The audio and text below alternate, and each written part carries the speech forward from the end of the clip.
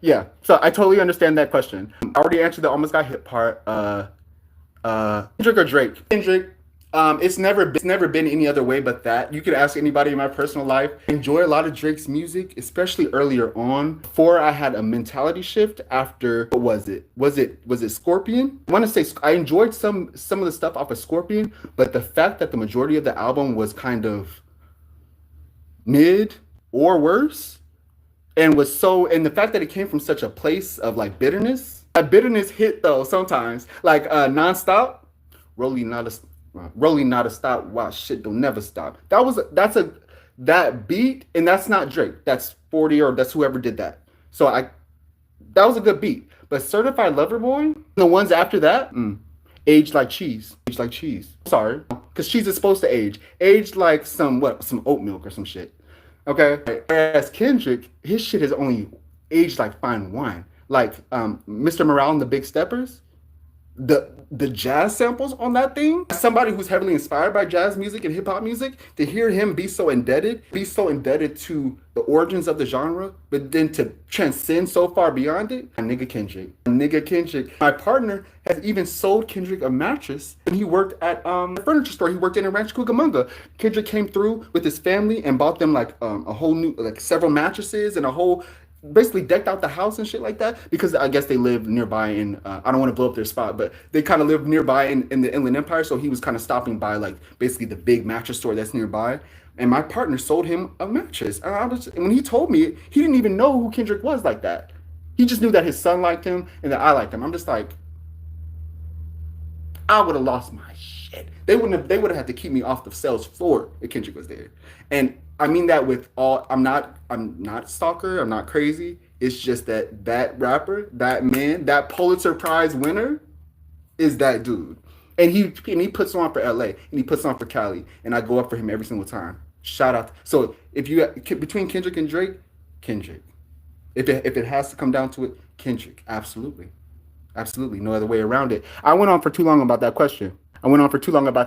Okay, now I also have a question from Peter, who was a member of my group during business writing.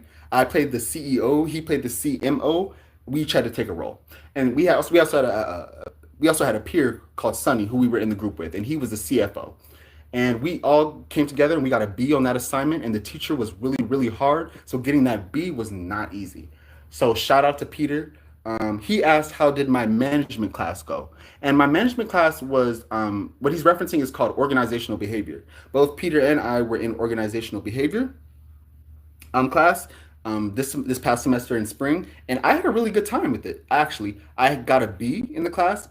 Really, if I had applied myself the entire time and not slacked off and showed up to class every time, I would have got an A. But I didn't, so I missed out on participation points, and I ended up getting a B. But that's okay because it was a high B. I underperformed on that group project. I don't know about you, Peter. Peter, I feel like you did a great job on that group project. So shout out to you and your entire group. Y'all were cohesive. Y'all knew your stuff. Y'all knew your information. He gave us the lowest score for the presentations in the class. And I'm not trying to blow up my teacher's spot or anything. Not trying to blow up my organizational behavioral teacher spot. But he gave us the worst score. And I know for a fact that we were far from the worst. Worse, sorry, Drake. We were far from the worst. So the fact that he gave us that, I had to hit him up. Peter, I did hit him up, and I was like, I'm disappointed in that score. Like, bruh. Like, I felt, because we had built a rapport. His name was Ryan, the professor. We built up a rapport. I thought we were friends. I'm just kidding. We're not friends. I'm the student. I thought we were cool. I thought that we had that kind of like friends, professional kind of balance where you give me like favoritism. No. He gave us the lowest score. And I remember our presentation, and I don't think it was the worst, but that's okay. That's okay, because I still got to be in the class. Everybody has their assignments.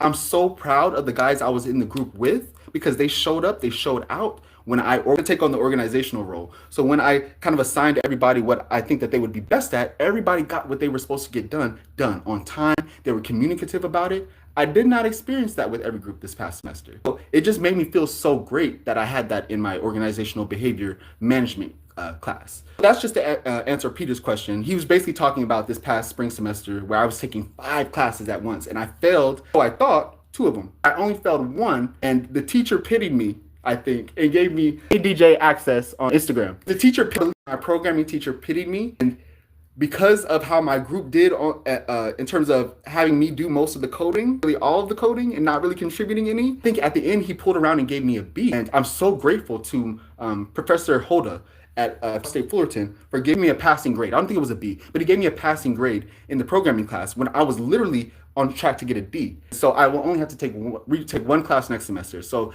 I'm so grateful for that. That just kind of speaks to the dualities that I've kind of been talking about this entire era. This album is called Gemini, and it's sonically covering the dualities that exist in my adult life between feeling pride and feeling self-doubt, between feeling disillusionment at what I thought life would be like, and enlightenment when I discovered the truth and got used to the truth and was able to use the truth as my strength. This duality between failing a class but feeling pretty much on top of the world, feeling more connected to my school and to my classmates than I ever have before. It was maybe it was a necessary happening. I don't regret failing. I know that's crazy to say. I don't regret it. What I deserved. I did not perform well in the class, and I did not deserve to have a grade that reflected it as if I did. And I knew that the entire time. It's just about accepting that and really gearing up to knock that shit out of the park next semester. Because I have to, because this is my second time retaking it. So this semester is my last time getting the opportunity to retake it for a grade. So if I don't pass this, I'm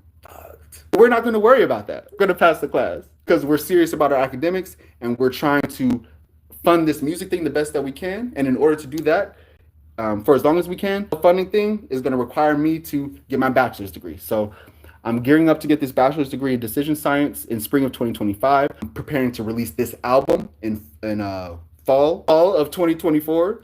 And I have the tour that I'm planning in the middle and amidst all of that stuff. So it's a whirlwind. I am stressed. I am under a lot of pressure, but I'm also really having the time of my life right now.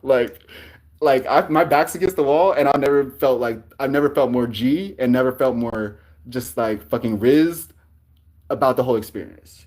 Like I'm floating through this shit. I'm skating through this shit. This shit is not gonna break me. You won't break my soul, in the words of Beyonce, right? This is not gonna break me. This is a temporary setback. These are temporary setbacks, and I'm about to knock the shit out the park and come back stronger. Okay? I promise you this. This is a promise. You're gonna see me coming out. You're gonna see me coming out stronger as a result of this. Promise you.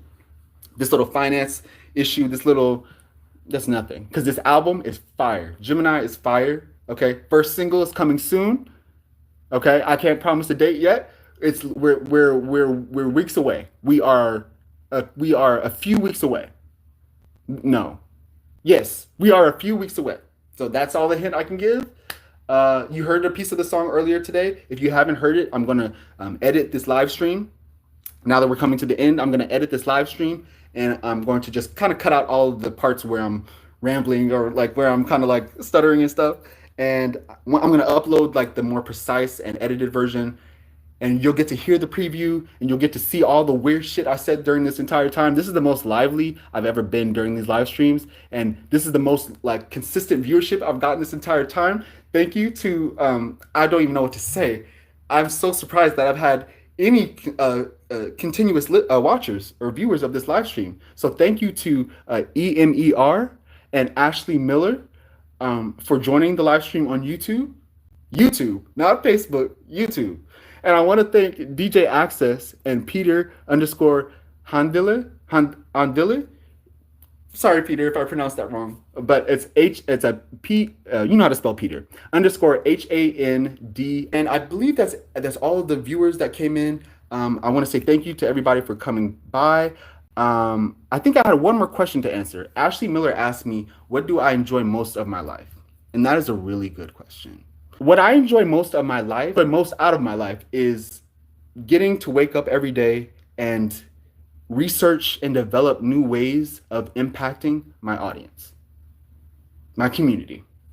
I look at my Nctrnm tribe as the main reason that I feel motivated and have the willpower to do the hard stuff. It's not that having my audience makes it possible to have this music career. It's not just that. It's that I wake up every day with a like an organic mandate to create music that is of service to my audience, music that is helping them become their greatest. Because when I help them become their greatest, and they come back to me and tell me that my music has helped them achieve this or has helped them achieve that, I feel on top of the world. So what I enjoy most out of my life is that, unlike most other people who cross this planet, I mean, I believe that it's one out of 100,000 people that is a producer. So the fact that I am one out of 100,000 people that gets to serve and be of service to the world in this way and to my audience in this way is what I most enjoy out of my life, because it gives me the most purpose, it gives me the most confidence, and it's organic. Because the universe or whoever, whatever, gave me these capabilities as a musician, I'm able to bring people mindfulness and relaxation. And I'm able to really give them the things that I often feel like I lack. And by attempting to offer this mindfulness tool, music as a mindfulness tool, by trying to offer my music as that and trying to be of service in that way, I'm also giving myself mindfulness and also encouraging myself to relax, because I need to relax a lot of times. I'll be strung out, y'all.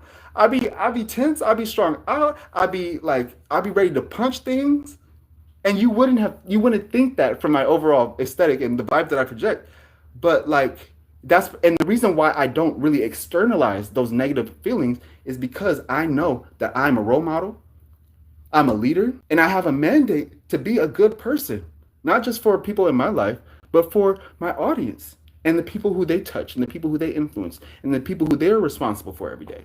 The feeling of being a leader of something, the feeling of being like, the figurehead of something is what I most enjoy out of my life, because it gives me this sense of impact and it gives me this indication that I'm impacting people. So I think that's the short answer to that question. What do I enjoy most out of my life? Pleasing my audience in the most organic ways possible for me. And for me, that includes music, visual art, editorial or like text-based outreach and stuff like that, marketing, and not marketing in like the terrible, like irrelevant sense. I mean, doing the actual getting to know what my audience really likes and needs out of their life and wants out of their life, and trying to match that the best that I can with my abilities. That's what I enjoy most out of my life. I know that was a rambly answer. I know has gone on for long. I'm going to wrap it here. I want to thank, again, EMER, Ashley Miller, Peter Andele, and DJ Access, which is DJ.AKCESS, since that's a unique spelling of access. I love the word access. I love the concept, but I'm not going to get into that. DJ.AKCESS. Follow them on Instagram, Peter and DJ Access, and you can find Ashley Miller. I don't know if they want you to find them. They might, I don't know if they have either way. Ashley Miller on YouTube and EMER on YouTube. Thank you guys for showing up. Thank you all for showing up. I love you guys. Have a great evening. Have a great morning. Have a great afternoon. Or don't. I don't know. That's so awkward. But please do. And I love you guys. And I'll see you guys later. Okay? Have a great evening. Bye.